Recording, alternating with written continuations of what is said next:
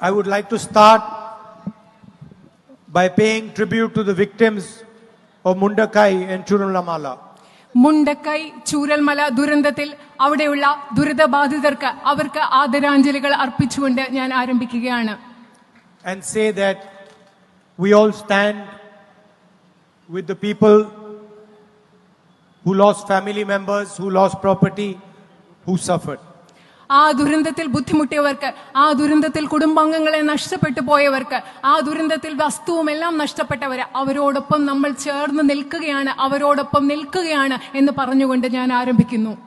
While I was coming here in the car, we were discussing what the UDF and Congress party should do for the people who suffered as a result of the tragedy. ഇവിടെ ഉണ്ടായി ഈ ദുരന്തത്തിന്റെ ഫലമായി വളരെയധികം ബുദ്ധിമുട്ട് അനുഭവിച്ച ആളുകൾക്ക് വേണ്ടി ഐക്യജനാധിപത്യ മുന്നണിയും കോൺഗ്രസും എന്താണ് ചെയ്യേണ്ടതെന്ന് ഇങ്ങോട്ട് വരുമ്പോൾ വണ്ടിയിലിരുന്ന് ഞങ്ങൾ ചർച്ച ചെയ്തുകൊണ്ടിരിക്കുകയായിരുന്നു. And unfortunately, we are not in government, so we cannot do what a government can do. ദൗർഭാഗ്യകരമെന്ന് പറയട്ടെ, നമ്മളിപ്പോ ഗവൺമെന്റിലില്ല, അധികാരത്തിൽ കൊണ്ട് ഒരു ഗവൺമെന്റിന് എന്താണോ ചെയ്യാൻ പറ്റുന്നത് അത് നമുക്കിപ്പോ ചെയ്യാൻ സാധിക്കില്ല. So I was telling my sister and Mr. Venugopal that every member of the Congress party, every member of the UDF should put full pressure on the government of Kerala to help the victims of the tragedy.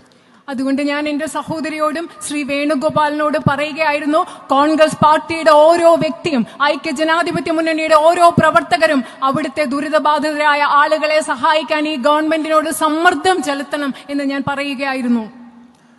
And we also remember the spirit of the people who were victims of the tragedy. ആ ദുരന്തത്തിൽ ഇരകളാക്കപ്പെട്ട മനുഷ്യരുടെ അവരുടെ ഒരു ചൈതന്യം, അവരുടെ ശക്തി, അതും നമ്മൾ ഇപ്പോൾ ഓർമ്മിക്കുകയാണ്. We saw with our own eyes the shopkeepers who opened their shops for victims and allowed them to take whatever they needed. അവിടെ നമുക്കറിയാം, നമ്മൾ ഞങ്ങളുടെ കണ്ണുകൾ കൊണ്ട് കണ്ടതാണ്, അവിടെ ആ ദുരന്ത ബാധിതരായവർക്ക് വേണ്ടി സ്വന്തം കടകൾ തുറന്നു കൊടുത്ത് എന്ത് വേണമെങ്കിലും എടുത്തോളാൻ പറഞ്ഞ കച്ചവടക്കാരെ നമ്മൾ കണ്ടതാണ്. We saw how the people of Kerala supported the people of Wayanad. വയനാട്ടിലെ ജനങ്ങളെ കേരളത്തിലെ മുഴുവൻ ജനങ്ങളും എങ്ങനെയാണ് പിന്തുണച്ചത് എന്ന് നമ്മൾ കണ്ടതാണ്. And a good symbol is the Cafe July 30th. Cafe July 30th എന്ന് പറയുന്നതാണ് അങ്ങനെ സഹായിച്ചതിന്റെ ഒരു വലിയ പ്രതീകം എന്ന് പറയുന്നത്. Nofal from Mepadi, who lost 11 members of his family on July 30th.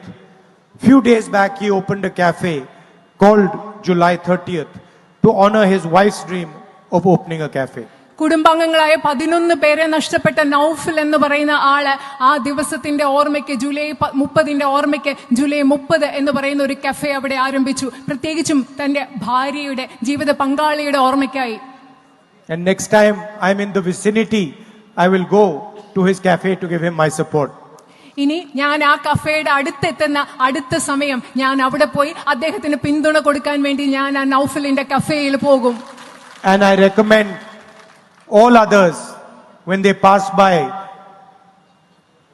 they should also go and have coffee there.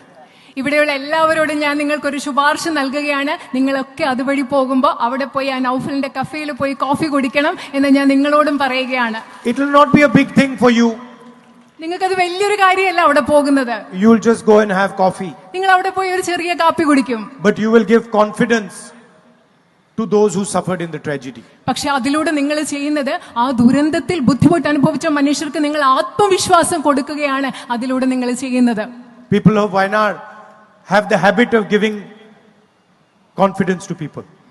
വയനാട്ടിലെ ജനങ്ങൾക്ക് മറ്റുള്ളവർക്ക് ആത്മവിശ്വാസം കൊടുക്കുക എന്നൊരു സ്വഭാവമുണ്ട്, ശീലമുണ്ട്.